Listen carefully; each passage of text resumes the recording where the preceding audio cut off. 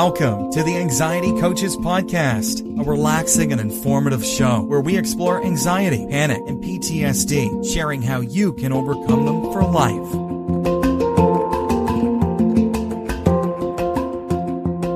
Aloha! Welcome back to the Anxiety Coaches Podcast.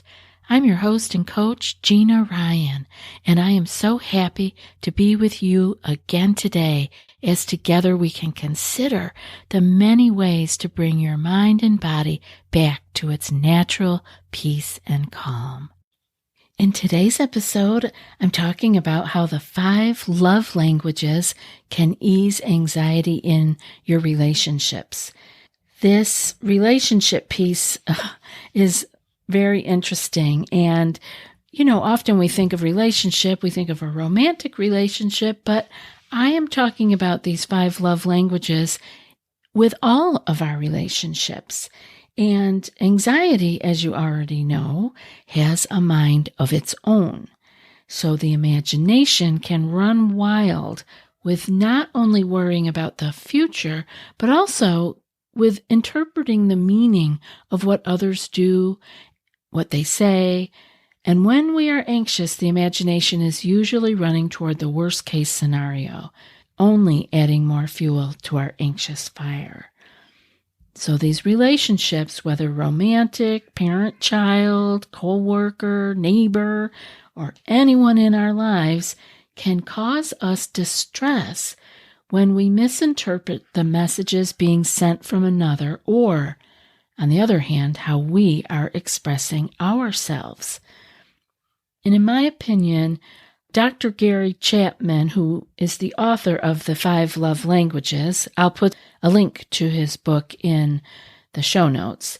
What it is it's a framework for understanding and expressing love. And like I said, we love more than just our romantic partner. So this is for everyone.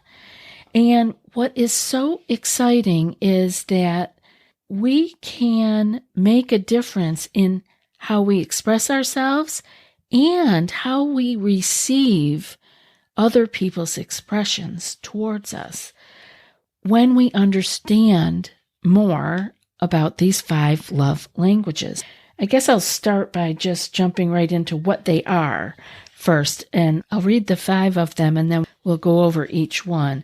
So you may want to be listening closely for what one kind of rings your bell.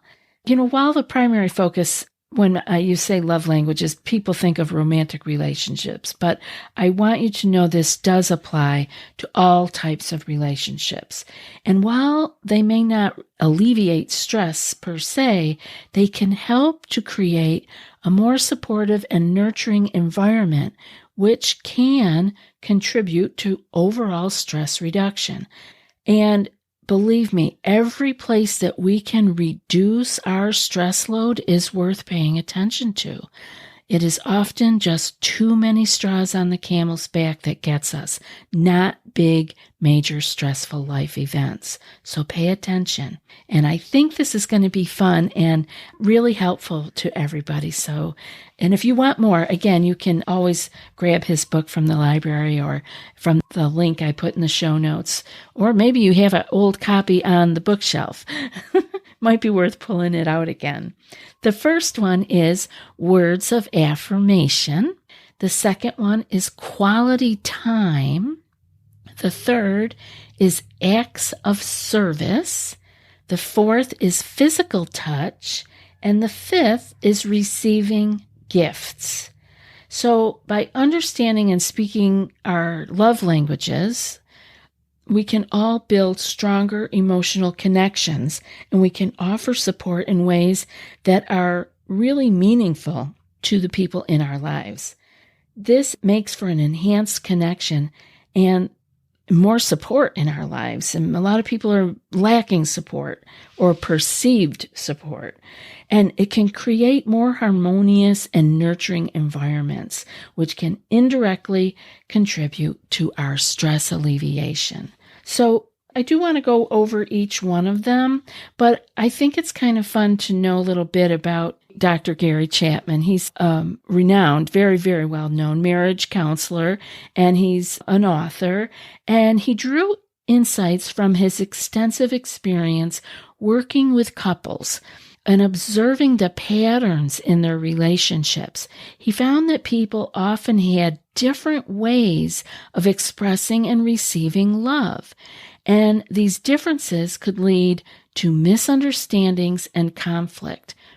And if there's anything that people with anxiety have, is they don't want more misunderstanding and conflict.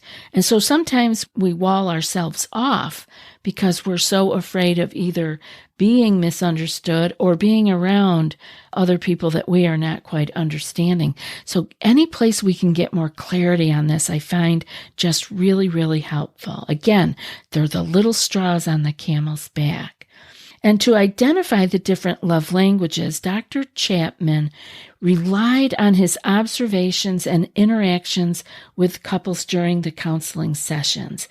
He noticed the recurring patterns in how individuals expressed their love and how they desired to receive love from their partners. And through his research, he identified the 5 primary ways in which people tend to give and receive love. And so then he went on to write the 5 love languages, The Secret to Love That Lasts. And actually, that was published back in 1992. And the book describes each of the love languages in detail and provides, guidelines on how to effectively communicate love in relationships. But I want to tell you that we listed the 5 already, but let's talk about them a little bit more. The words of affirmation. Some people feel love and appreciation when they receive verbal compliments, encouragement, or kind words. Expressing words of affirmation to someone who values them can boost their self-esteem and reduce stress. In times of stress, positive and encouraging words can provide emotional support and help alleviate anxiety. Now, I want to point out here, though, not everybody is going to have words of affirmation as their top love language. Now, isn't that interesting? Because we might think that everybody would feel encouragement with compliments or would feel appreciation with kind words. But if that's not their love language, it might be nice to them. They might feel like, oh, that was nice, but they're not going to feel it as deeply as maybe you, who has words of affirmation as your top love language. So this is where confusion and misinterpretation comes in, because we're thinking in our own minds, but wow, I did this huge thing, and it just rolled off their back.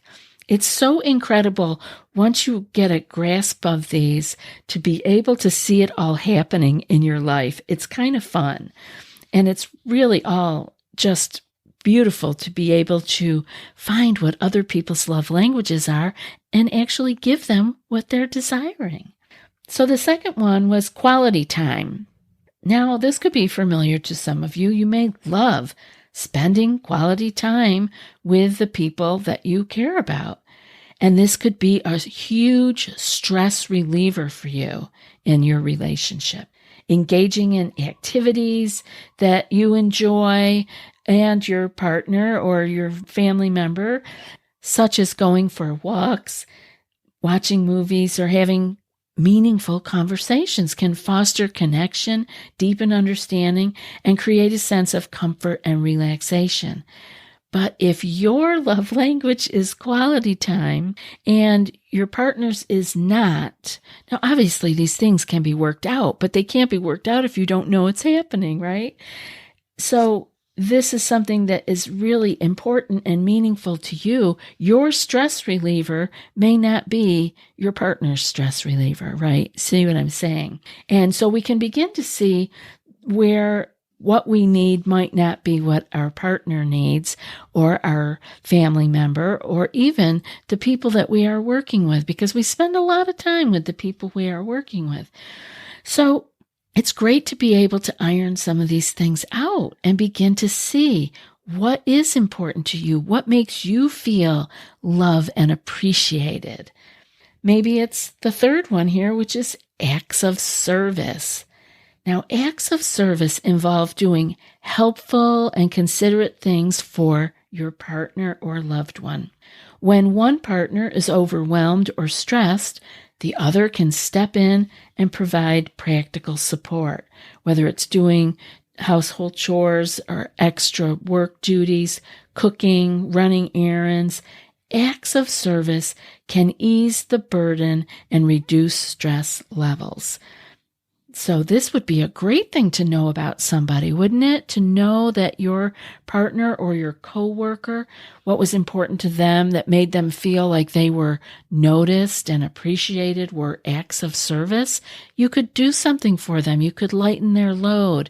Maybe bring them something, a special treat at work that made their day go a little bit more smoothly. That could be awesome if we knew these things about other people. Now, the fourth one is physical touch. Physical touch such as hugging, holding hands, or offering a comforting touch releases oxytocin. And you know that's the hormone associated with stress reduction and emotional bonding. And physical affection can help calm the nervous system, provide a sense of security, and promote relaxation during stressful times. Now, this is if you have this as high up on your love languages.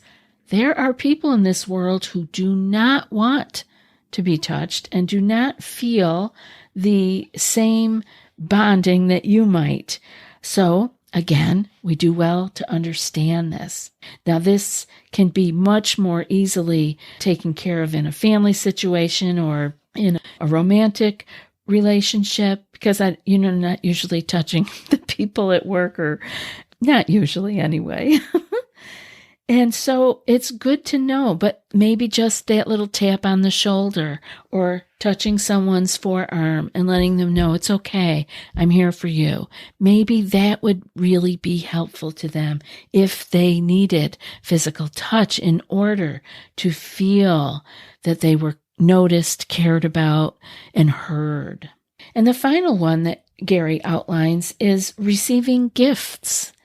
And while material possessions may not be directly going to reduce your stress or your anxiety, but thoughtful and meaningful gifts can show care and thoughtfulness, and that can positively impact your emotional well-being. Receiving gifts can make someone feel valued and loved, providing a momentary reprieve from stress. So this would be nice to know about someone, right? I know people who love to get gifts, and they don't have to be big gifts. They just like to receive physical, material gifts.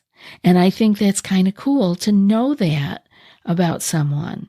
And if that's your thing, you may want to let the people around you know how much, when you receive something from them, how much it was appreciated and how that really, really touched your top love language.